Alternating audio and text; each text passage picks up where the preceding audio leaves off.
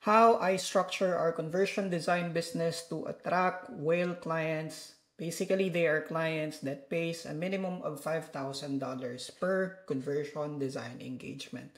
So, just wanted to create this quick video para mapakita sa inyo kung paano yung ginagawa ng ibang mga experts or yung mga agency owners on how they are structuring their business to be able to attract these clients na ganun kalaki yung budget. But first, before tayo pumunta doon, paano ini-structure yung mga ganong business model, i-discuss muna natin ng konti kung ano yung old way of getting whale clients and then at the same time, yung new way of getting conversion design clients that actually pays for a minimum of 5,000 per engagement. So unahin natin yung old way. So basically, sa old way guys, yung ginagawa ng iba is that what they do essentially is more on either they would apply for jobs or become part of a freelance marketplace. So ganun yung style. And there's nothing wrong with this. And then at the same time, they also do content creation or posting, value post. They also join paid masterminds or courses para magkaroon ng network. And of course, having a huge network. And then at the same time, of course, kailangan ay extensive portfolio. So, yan yung ginagawa. And again, there's nothing wrong with this old way. There's nothing wrong with this old way of doing or attracting whale clients using this method. Kasi some parts or some of the efforts here will still be applied dito sa new way. But of course, medyo different lang. And I'm not gonna be discussing it, I'm not gonna be discussing it in detail kasi nga, this is an overview. So, ipapakita ko na lang kung ano yung disadvantage ng old way and then at the same time yung new way. Okay? So yung disadvantage ng ng old way is number one, it takes a lot of time. Of course, it takes a lot of time. Takes a lot of energy or effort. Kasi if papansinin nyo guys, if you want to build an extensive portfolio, you would definitely have to, to build it and kailangan mong mag-effort din para makakuha ng client that will become part of your portfolio or case study. So, ang mangyayari din dun, it takes a lot of time to close a client. Kasi yung mga clients, they're not gonna be, or they're not immediately gonna pay you $5,000 in just one sitting. Mahirap yun. Okay? Kasi nga, sino siguro yung matinong business owner na pagkakakilala pa lang nila, babayaran ka agad ng $5,000. Diba? Hindi ganun yun eh. So, yun yung medyo madugo if you focus on the old way. And then of course, if ever nasa old way ka din pa rin or what you're gonna be doing, another thing na sinasabi ko din is it takes a lot of energy or effort kasi nga, if you join masterminds or paid masterminds or courses, number one, you would pay higher. Number two, kailangan pabibo ka dun para mas makilala ka ng mga tao. So that's the old way of attracting whale clients. Okay? Attracting whale clients. So, yun yung mga disadvantages. Lagay ko lang dito yung disadvantages para at least hindi siya confusing. Okay. So, punta naman tayo sa new way of getting or attracting whale clients. Sa whale clients naman is ang pinaka core lang talaga dito is we spend money to make money. And kailangan natin ng advertising. Okay? So ganun. Okay? And then the next is we need to think like we're having a concert. So, dapat ganun yung pagka-structure ng business model natin sa new way. So, how does this look like? Okay? So, ipakita ko sa inyo ano yung meaning ko dito sa concert. So, basically, if naka-attend na kayo ng concert or if ever you are familiar with buying tickets para sa concert, di ba pag bibili tayo ng concert tickets, parang pipili ka kung asan ka uupo, ganun. And then kung asan yung pinakamalapit sa stage. So, if we ever have that mentality, kunyari, ito yung stage natin, ito yung stage. So, yan yung stage. Lagay lang natin to, stage. Where the artist will perform, stage. Tapos, dito is, wait, paano? Send to back. Di ba may ganyan yan eh. May, kumbaga, parang ang next niyan is yung mga VIP. VIP. And then, meron pa yan eh, yung mga nasa balcony ba yun?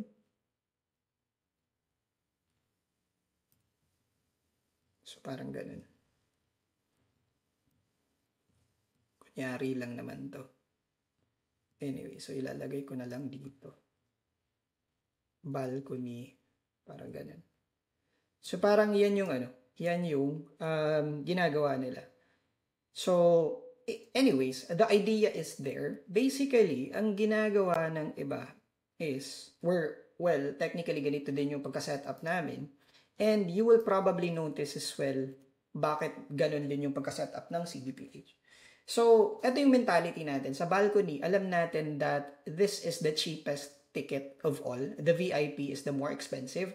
And yung nasa stage or yung nasa mosh pit, mas mahal sila kasi nga, they're gonna be interacting with the artist or yung nagko-concert.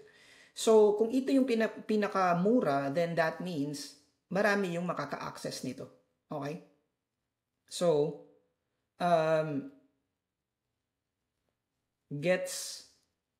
kumbaga, ang logic dito is gets all the same thing but just different access levels.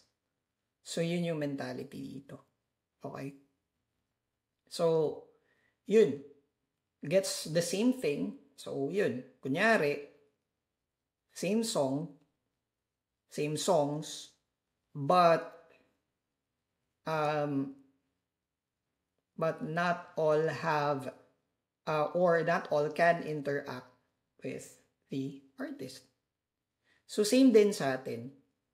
So, kunyari, sa conversion design, ang gagawin natin dito kung magbebenta tayo ng balcony, ang ibebenta natin dito is it needs to be an information product. Needs to be an information product or something na parang nagbibigay ng big idea. Big idea. Okay?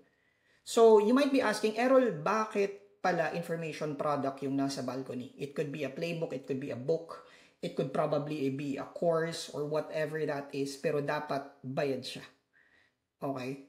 So, information product yung binebenta at first for the very reason that we are educating our ideal clients to fit into our culture.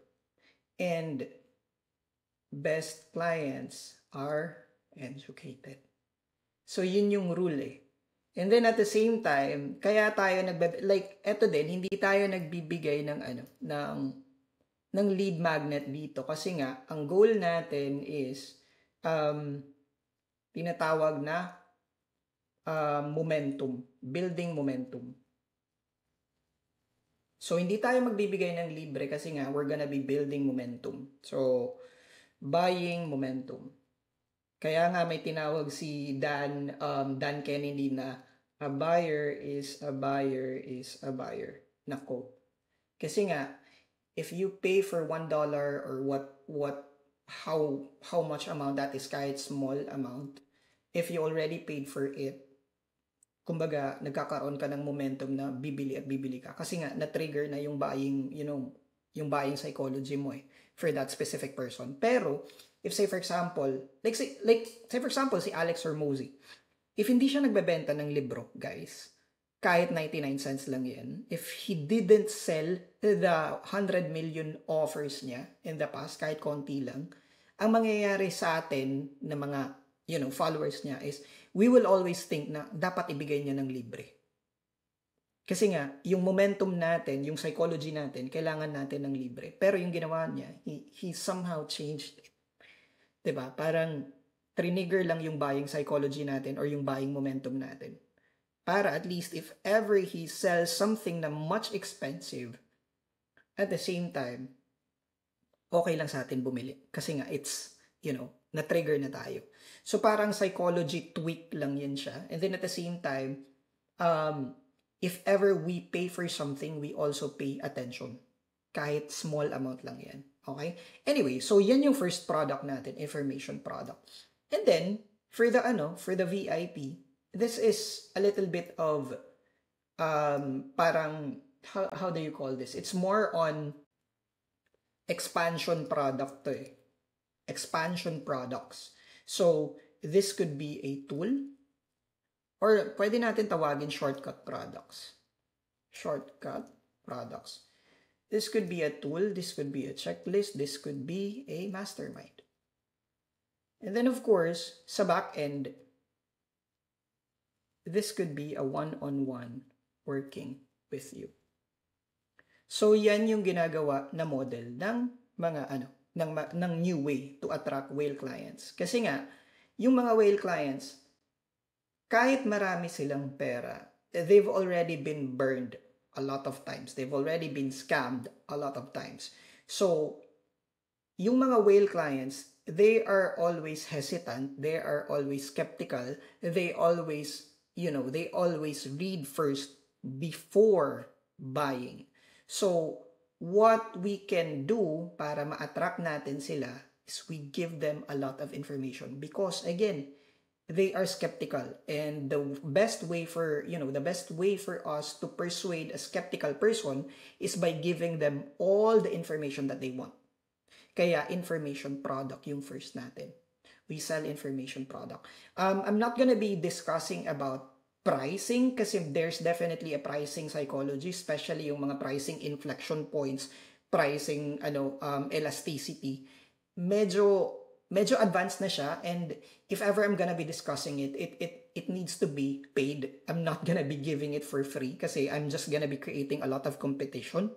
So yeah, I'm here to make money as well. So I'm giving you the idea na dapat ganito yung pagka-structure nyo. Pero yung mga how to do it, how to structure it in such a way, in a detailed way, I'm probably gonna be selling that information. So anyways, so yun, you have to sell information product first. The next is shortcuts. And then of course, yung last is yung service. So ngayon, wala na silang objection that you would charge $5,000 minimum, even $20,000 minimum. Kasi nga, they've already been educated on how your process looks like. Okay?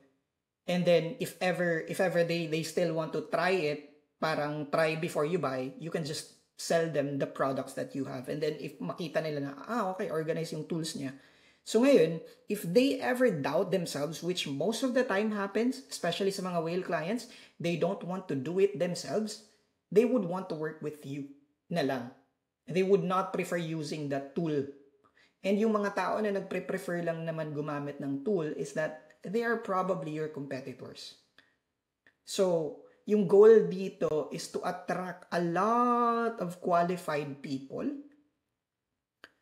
and then educate them along the way up until they want to work with you. And then also, guys, kahit may competitor kayo na agency, okay lang yan. Kasi if they see your process na, like sa tools, SOPs, pag makita nila na maganda yung process mo, they will hire you to train their people. So at the same time, parang ano pa rin siya, parang whale. Pero that's basically how most successful businesses are doing it. So they to attract whale clients, this is what they do. Parang concert yung mentality nila. Na may balcony ticket, may VIP, and then also may stage. Tinatawag to ni J.K. Molina actually na na offer shell framework. You can definitely read this further if you want, But I'm not sure if ganun siya kaano. Yung mga free content niya kasi medyo big ideas lang, but it's not really into detail. Pero yun, there's definitely a lot of moving parts here. Pero I'm just giving you an idea as well how we are structuring our business. And of course, bakit pala kailangan ng ads? Bakit kailangan gumamit ng advertising? Kasi nga, you want to test a bunch of information product kung ano yung anong magandang information product. And for you to best promote your information product, the best way for you to attract most of your target audience is via advertising. Why? Because Meta, TikTok, YouTube, Google, yung way nila to make money is by selling you ads or by selling you advertising slots. And it's in their best interest na if mag-ads ka, they will give you results. So, may data sila kung sino yung mga target audience na would probably buy from you yung information product. Okay? So, yun yung ginagawa. Well, technically, yun din yung ginagawa namin. We sell information product on the front end, and then we just go ahead and make a lot of moving parts on the back end up until they would want to work with us. So basically, this is how we structure our conversion design business. And actually, we've been doing this for a couple of years now, and hindi pa naman nababago yung ganong way of acquiring clients. And if you have followed Alex Hormozi, he's also discussing this in detail dun sa 100 million money models niya. So basically, yung balcony, yun yung attraction product niya. Sa VIP, yun yung upsell, downsell niya. And then of course, yung last is yung profit maximizer niya. But basically, the idea is there. So that's how we structure our conversion design business to attract whale clients that pays a minimum of $5,000 per engagement. So I hope this quick video is helpful, pero ganun yung pagka-structure namin. And if ever helpful sa'yo yung mga ganitong, quick snippets of videos, well, technically hindi naman siya quick snippet, but if this video is helpful to you, just comment down your thoughts and what you want me to discuss in the near future. So, comment down below. And of course, if you are watching this video on YouTube, pa-subscribe na lang din sa YouTube channel. So, yun lang. Thank you.